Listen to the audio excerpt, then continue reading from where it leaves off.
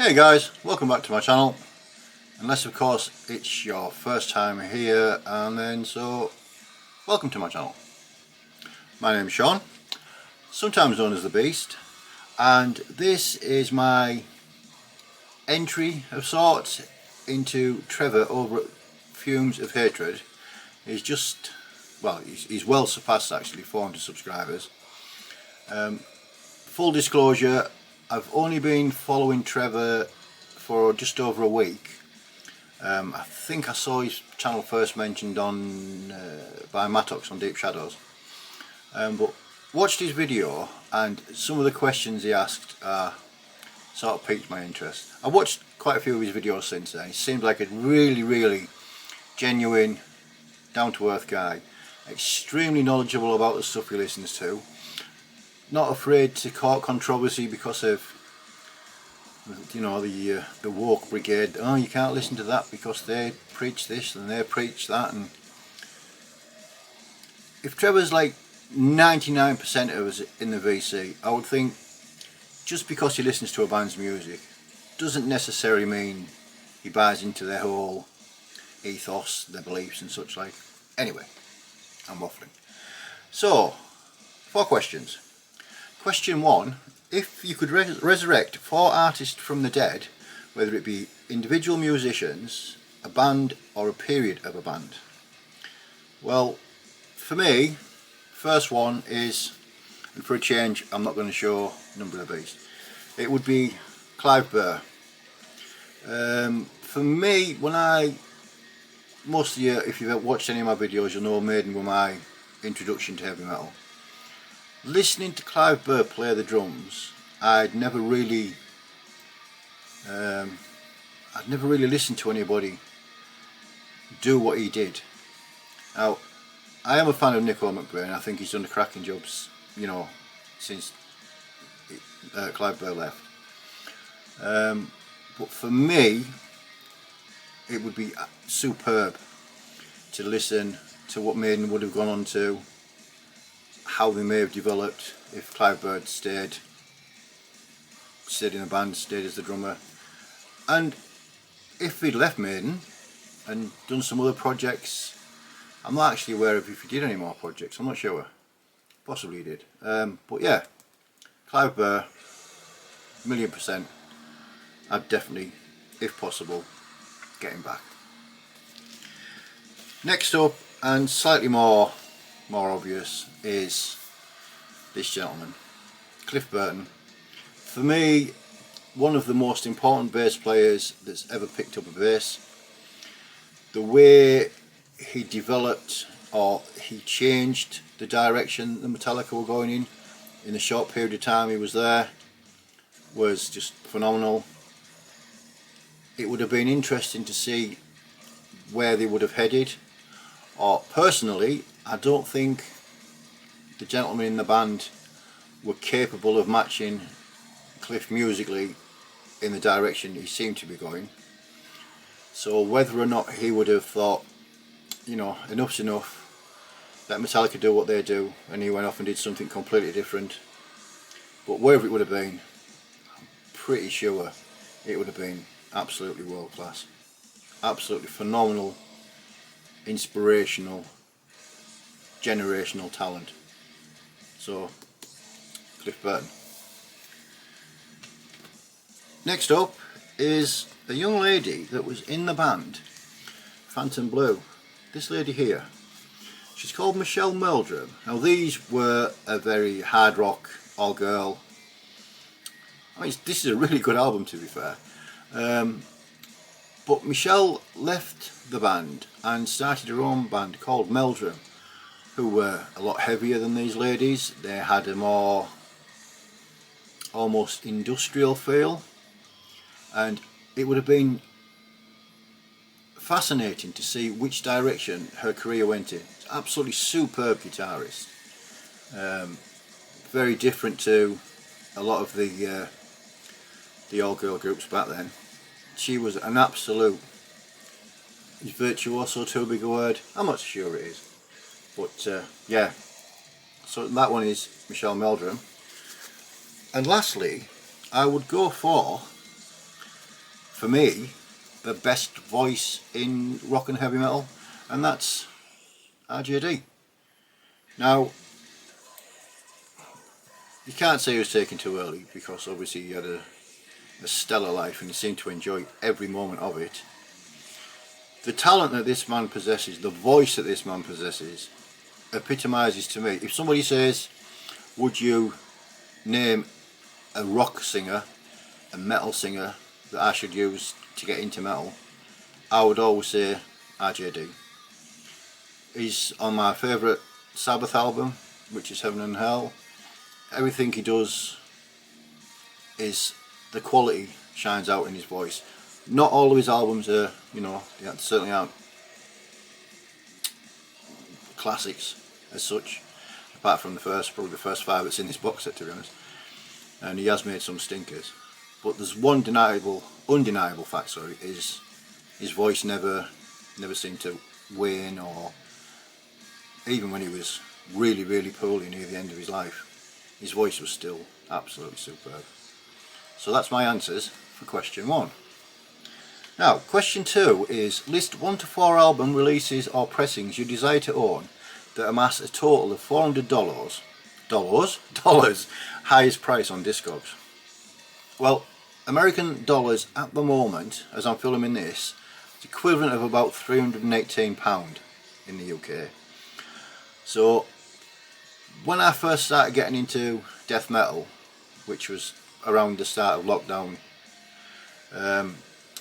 the first band that sort of proper grabbed my attention was Autopsy, and I've got all their stuff on vinyl now, but most of it's represses and reissues and such like.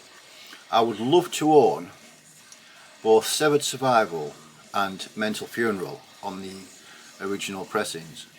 So Autopsy's Severed Survival, the Peaceville 1989 UK release, is currently going for £160. Autopsy's Mental Funeral, the Peaceville 1991 UK release, is currently going for £112. So £272 left me a little bit short of my the £318 $400 target. So Lucifer, the rock band, female singer, really good band. The only album of theirs I don't own is the first one, called Number One, surprisingly. And to get that on the Rise Above Records release that came out in 2015 is £86 currently. So I've actually gone over the $400 mark. It works out at around about $450. But again, it's sort of, I could have easily picked something like a Dark Throne OG press or something like that for thousands of pounds. It's just silly money.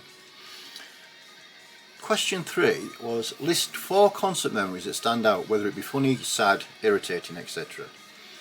My first one is quite memorable for me because of the events of the evening. Saxon were playing in a small venue that used to be open near where I live, called the Cotham Bowl, which is in the northeast of England. Oh, sorry, it was in the northeast of England. And it was, I think it was Romeo's Daughter supported them. There was some other band on prior to them, I can't remember who they were. But Saxon came on, started the set, 10 or 15 minutes in, all the power went in the venue. Myself and some of my friends out of a band called Madam Guillotine, had a couple of shandies. So we were both I think 88, 89, something like that. We were quite young then, and quite energetic and boisterous. So when all the power went off after the initial wee type thing, we started chanting Saxon, similar to what you'd experience at a football game. And Biff sort of took it on board, carried along with us. The power was off maybe 5 or 6 minutes. The chanting probably carried on for another 10 minutes after that. Once we started and the rest of the crowd got involved and Biff got involved, absolutely superb experience, a memory that sticks in my mind. The rest of the evening was just a blur of heavy metal and Yuki Brown Ale. Brilliant night. My next one is when I went to see Maiden in at Twickenham in London in 2008, it stands out for a couple of reasons. It was the first major gig I'd been to for a long time because of things that went on in my life. You know, sort of gigs weren't important then, or didn't seem to cover as much of my attention as they did then. So it was a 25-hour round trip because my daughter-in-law drove me to the local coach station. The coach down to London was, as you'd expect, quite a long journey. The gig itself, we had Lauren Harris on first, Within Temptation, who are also one of my favourite bands, by the way. Avenged Sevenfold came on. I had no idea who Avenged Sevenfold were, but to be fair, they did a really good set, and just before the end of the set, a gentleman collapsed in the crowd, and the singer, M Shadows I believe he's called, actually stopped their set, got attention to the gentleman that was ill, and said, "Look, do you know what? There's no point us coming back on to play one more song. We're all here to see Iron Maiden." And the crowd went absolutely crazy, applauded him, and rightly so. It was well worth it. Maiden came on, absolutely just what Maiden do. Brilliant set. The coach journey home was eventful because it took us over an hour to travel 1 mile outside the stadium, just because the traffic was that bonkers. The coach broke down on the way home. I was unfortunate enough to be sat next to somebody that didn't understand the word of like soap or deodorant or anything like that, and he couldn't sit still. He was very, very twitchy. Thankfully he got off in Leeds. But yeah, just absolutely superb 25-hour round trip. Next one is Lacuna Coil played in a smallish venue called the Riverside up in Newcastle, and it was the first gig I went to with myself, Mrs Beast and my son. Now there was Genus Ordinus Die were on first, sort of like black and thrash type band. I'd never heard them before, they were quite good. My son's favourite band at that time was a band called Forever Still, they were really good as well. And then Lacuna Coil. The reason again, just because it was the fact that it was the first one I went to with Mrs Beast and the boy, myself together. Great night. The last one in this question is pretty recent. I was fortunate enough to go and see Enforced, supported by Pest Control, in a very small venue called the Star and Garter in Manchester. And it was the first time I was lucky enough to meet some of our fellow members of the VC.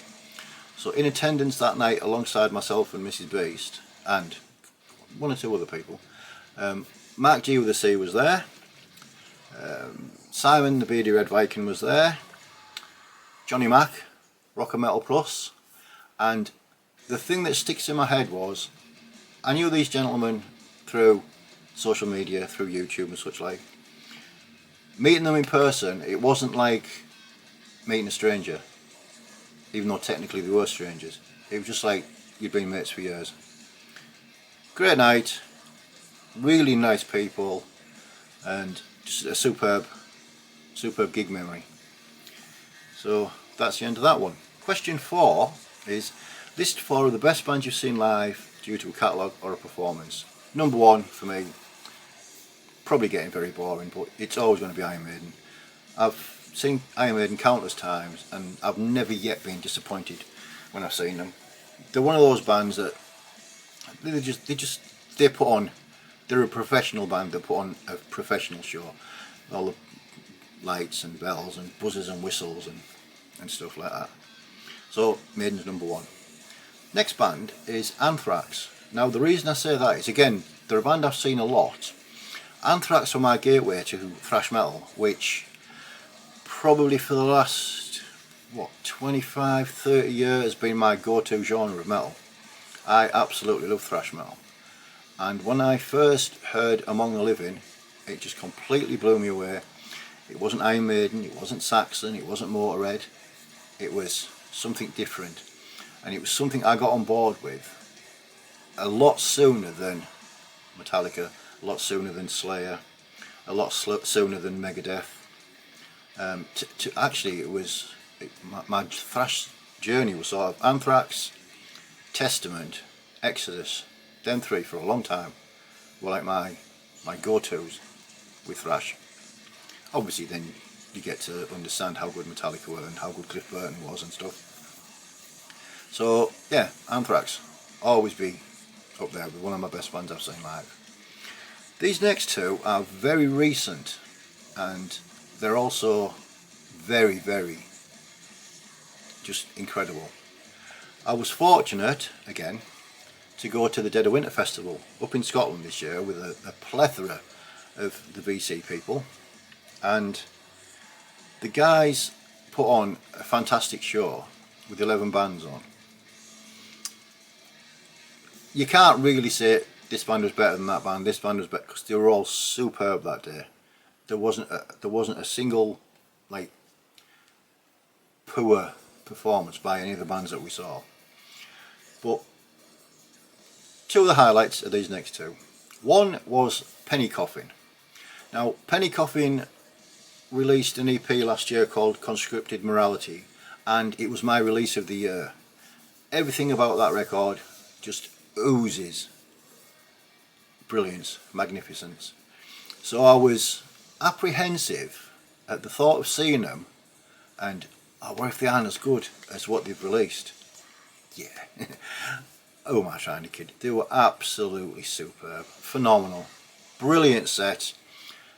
Managed to speak to a couple of the guys after the set, and it was just, they were amazing.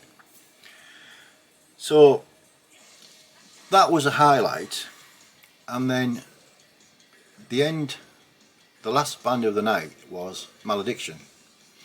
Now, Malediction have been around for a long, long time, and they actually probably went to a lot of the gigs that I went to back in the day, because they lived close to, they were based close to where I live.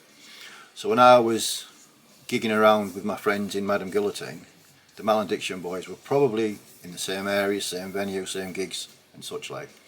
But for some reason, our paths never crossed then. And obviously they had a massive layoff. I think, was it something like 29 years since they'd done a release, or 26 years, something like that. When they released the Soil Throne EP, it absolutely blew me away last year. And again, it was on the par with the Penny Coffin one. Absolute, just quality from start to finish. So, getting to see Malediction live, the first gig they played in eons, was absolutely amazing. They are so tight, it is ridiculous. For guys that hadn't played together for such a long time, you would have thought they'd have been doing it every weekend since before time. They were absolutely savage and brilliant and down to earth, and you could tell they were masters of the craft, but they were really enjoying what they were doing, and that came across to the crowd. The crowd, you couldn't help but stand with a smile on your face, because they were absolutely superb. Anyway, that's enough of me waffling on. In the background we are listening to the rather superb Aeon's Abyss from Australia, and if you go onto their YouTube page and check out a video that's just gone up for Backyard Facelift, which is, sorry for the glare, track number 5, you might recognise a certain Death Doom metalhead from the VC doing a very good job of dad dancing. I'll leave the link down below because it is worth it. So there you go, Trevor. Hopefully, I'm not really that concerned about if I get entered into your competition or not. I just wanted to show some support to your channel. Congratulate you again on far surpassing 400 subs. Keep doing what you're doing, mate, because it's certainly got plenty of stuff for me to watch to catch up with now. again, if people have stuck with me this long, thank you very much. Very much appreciated. If you think it's worthy of a thumbs up, then please feel free to do so. Pop down in the comments and see if there's anything here you agree with or disagree with, or you know, it's what we do, innit?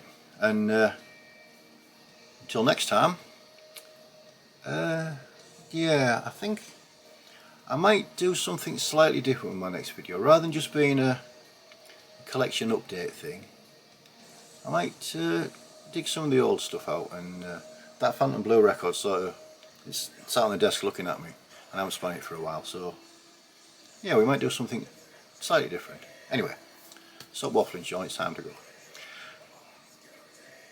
Till next time, cheers!